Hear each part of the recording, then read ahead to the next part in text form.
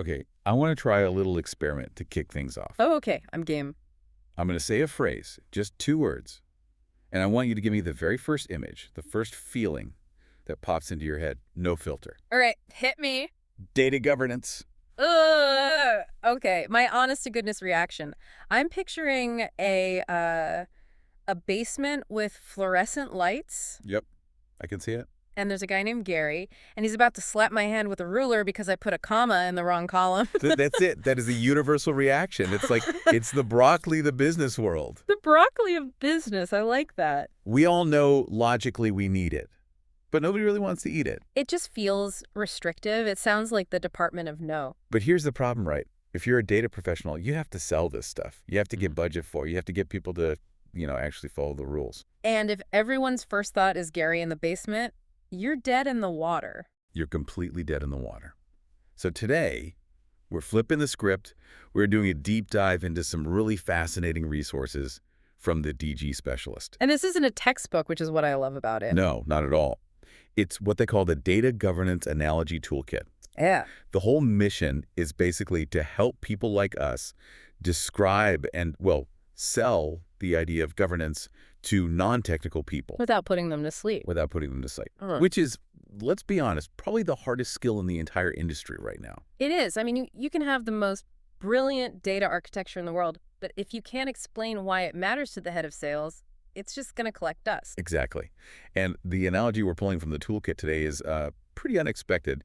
We are not talking about compliance. We are not talking about audits. Yeah. We are viewing data governance as the Netflix recommendation engine? the very thing that magically knows you want to watch a 90s rom-com on a Tuesday night. I have to admit, when I first read the source material, I was skeptical. You and me both. I mean, you're comparing a dry, rigorous compliance framework to this billion-dollar entertainment algorithm. It felt like a stretch. Just what I thought, too. I thought, Right. okay, sure, this is some cute marketing fluff. But then you dig into the mechanics of it, and we're going to get into the nuts and bolts. And it really works. It's a perfect mirror. It explains the why better than any flowchart I have ever seen. Well, let's test it, because the biggest friction point the sources highlight is what they call the communication gap. Right. So break that down. What is that gap, really? It's a language barrier. It Right. really is. So imagine you're a data steward. You live in a world of lineage, metadata management, master data. It's technical, it's precise, it's your world. Exactly. But then you walk into a meeting with, say, the VP of marketing. Their world is lead conversion, customer journey, campaign ROI. Completely different language. So if you go in there and say, we need $50,000 to implement a new metadata taxonomy for better lineage tracking, what do they actually hear? They hear, I need $50,000 to do some filing that's just going to slow you down. Precisely. They hear tax. They hear red tape. Yeah. Because you haven't connected what you do to the outcome that they care about. You're speaking Klingon, and Yeah. they're speaking French. Yeah. And you're just talking past each other. So the DG specialist material, it suggests using this Netflix analogy not as some, cute icebreaker. No, it's a strategic tool. It's a tool to bridge that gap. It's about reframing the whole narrative, From policing the data. which nobody wants, Wait. to delivering value. Okay, let's get into the core of it then. The source material lays out this horror fan scenario. Yeah. This is their picture of bad governance. Right. And this is where the whole thing just clicks into place. So I want you to picture this. Yeah. You, personally, you're a massive horror movie fan. It's your genre. Jump scares, thrillers, the whole deal. Love it. Okay. You've been on this streaming service for 5 years. You've rated every horror movie you've seen 5 stars. It knows you. Okay. It's Friday night. Popcorn's ready. Let's go. You log in. You're expecting, the scariest movie of 2024. Instead, your entire homepage, the recommended for you section, is all gentle, slow-paced cooking shows. The Great British Bake Off. Cupcake wars.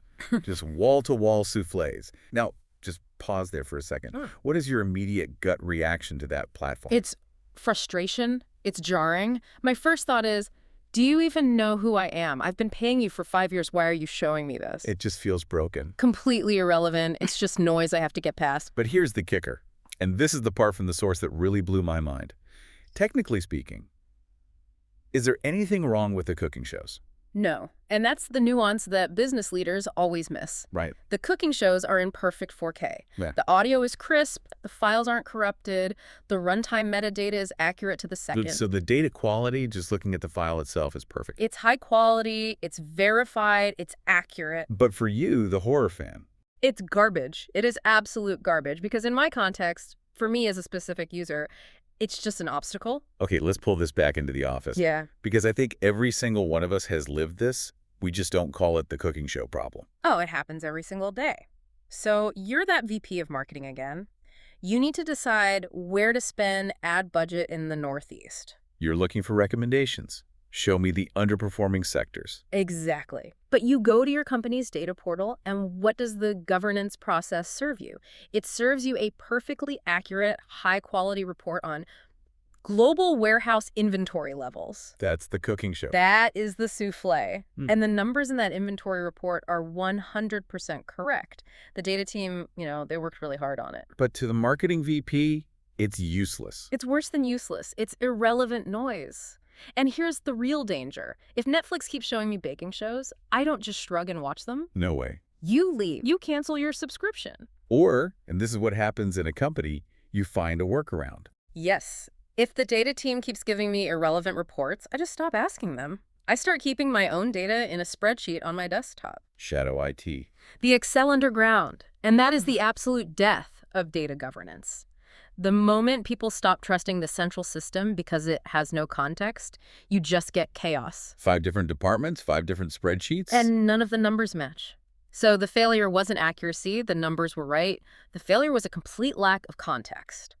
Bad governance treats everyone as a generic user. Exactly. And good governance understands that a user is a specific person with a specific job to do. So let's flip to the good side. The source calls this the streaming experience. Yeah. What are we actually aiming for here? We're aiming for that moment where the system feels like magic. Log in, it knows it's Friday, it knows you love horror, and bam, right at the top of the screen. Because you watch Scream, we think you'll love The Conjuring. It feels like the system is working for you, is anticipating what you need before you even ask. But here's the secret, right? This is the curtain we have to pull back for the business folks. That magic. It isn't magic. It's the result of just massive amounts of boring, unsexy, rigorous data governance happening in the background. The invisible hand. The invisible hand of the data steward. And we can break down the mechanics, think about everything that has to happen for that one recommendation to show up. It's not just some algorithm guessing. Not at all. First, you have tagging and classification. Someone, a person or a model, had to watch that movie and tag it. Horror, supernatural, suspense. And they all have to agree on the tags. The source really emphasizes this. If one person calls it horror and another calls it thriller, the whole system starts to fall apart. That's your business glossary. That is your taxonomy. In the corporate world, this is the endless fight between sales and finance over the definition of a customer. Oh, I have been in that meeting so many times. It's a bloodbath. It is. But if you don't govern that definition, if you don't agree on the genre, you can't recommend the right report. You'll give a signed contract report to a finance person who needs paid invoices. And they'll say, this data is wrong. When it's not wrong, it's just tagged differently. So governance is just getting everyone to agree that The Shining is definitely a horror movie. Right. Then there's data quality. In Netflix terms, this is simple. Does the thumbnail for Texas Chainsaw Massacre actually lead to the video file for Texas Chainsaw Massacre? And not, say, Paddington 2. I mean, that would be a very confusing afternoon, right? But it's a disaster for trust. In business, this is your master data management. Does the customer ID in the marketing system match the one in billing? If not, you get the wrong video. You get the wrong insight. Okay, and then the last piece is lineage. I think this is always the hardest one to explain to non-tech people. But it's just viewing history. That's all it is. How does Netflix know to recommend The Conjuring? Because it saw that I watched Scream last week. It tracked your behavior. It has a lineage. In business, lineage is knowing that the CEO looks at the daily revenue report every single morning at 8 a.m. Ah, so you can connect the dots. And if you know that lineage, you can make sure that report is refreshed and sitting right at the top of her inbox before she even logs on. That's the magic. That's the magic.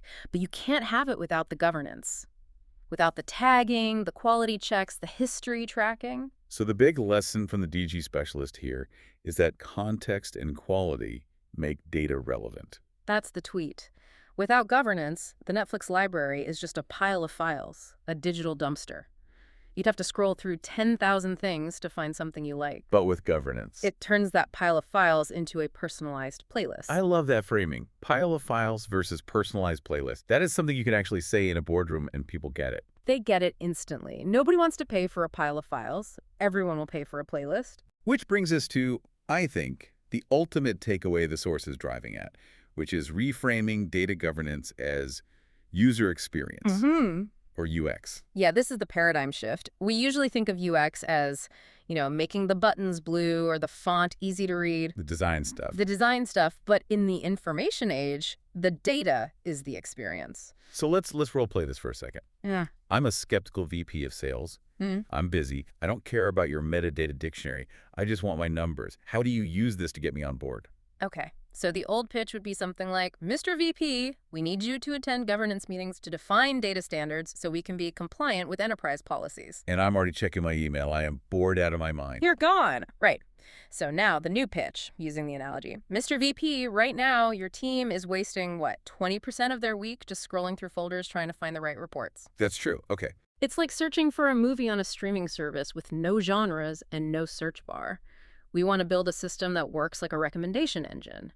We want to make sure that when your team logs in, the horror movies, the high-priority sales alerts are right there at the top. And to do that, we need your help to define what a horror movie is so we can build that engine for you. We need your help to define what a horror movie is. That's brilliant. It's a totally different ask. It's the exact same ask. You still need their time to define standards, but you're framing it as a benefit to them. You're not restricting them. You are curating for them. It changes the conversation from, you have to follow these rules, to, hey, do you want a better, more personalized experience? And who says no to that? Who is ever going to say, no thanks, I actually prefer the giant pile of random files? Nobody. It makes governance sound like a premium feature. And it is a premium feature. That's the truth of it.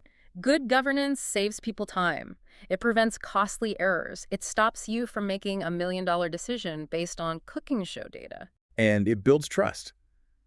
I trust Netflix because it's proven it gets me. If a data team can prove they get the business user, that user is going to stop making those secret spreadsheets. Trust is the currency. When the recommendations are good, the shadow IP it disappears. You don't need to pirate the movie if it's right there on the homepage. So we've really gone from bureaucratic nightmare to essential business concierge. All just by changing the story. The DG specialist really hammers this point. You can't just bludgeon people with logic. You can't explain SQL constraints to a marketing team and expect them to care. You have to paint a picture. A picture they can see themselves in. And everybody watches TV. Everybody knows the frustration of a bad recommendation. It's a universal language. It even de-escalates tension. The next time a stakeholder says a report is wrong, you can ask, is the data actually wrong, or is it just a cooking show? Is it just a cooking show? I'm absolutely using that. It brings a little humor into what's usually a tense situation. A lot of humor. So let's bring this home for everyone listening. Whether you're the person trying to fix the data or the business leader demanding better reports, what's the real action item here? The action item is to look at your internal data products, your dashboards, your portals, and ask a simple question. Are we building a library? Or are we building an experience? Are we just storing files? Or are we curating playlists? Exactly. Start treating your stakeholders like subscribers. Group them. You've got your horror fans in sales, your documentary fans in finance, maybe the reality TV fans in HR. And for the love of all that is holy, stop forcing the horror fans to watch the Bake Off. Please, just stop doing that.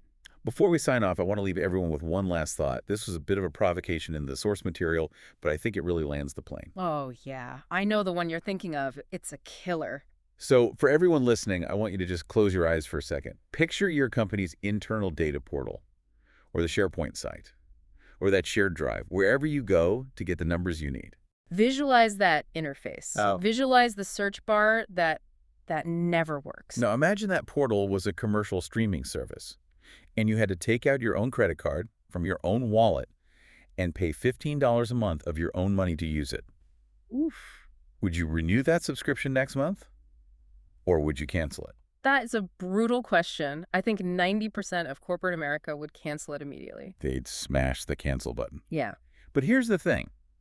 If your answer is cancel, you don't have a technology problem, you have a governance problem. You're serving cooking shows to horror fans and you're wondering why no one is watching. It's time to change the channel. If you want to learn how to build that recommendation engine or you just want more of these amazing analogies, you really have to check out the source for all this. Absolutely. We've just scratched the surface. For the full data governance analogy toolkit, you can go to www.dgspecialist.com/podcast. And they have a great YouTube channel too. They do. If you want to see these concepts broken down visually, which really helps, check them out on YouTube at DG Specialist. That's a DG Specialist. Seriously, it is so rare to find resources that bridge that gap between geek speak and business speak this well. In a world that's drowning in data, the translators are the most important people in the room. Be a translator. Thanks for diving in with us. Go forth, govern wisely, and may your recommendations always be relevant. See you next time.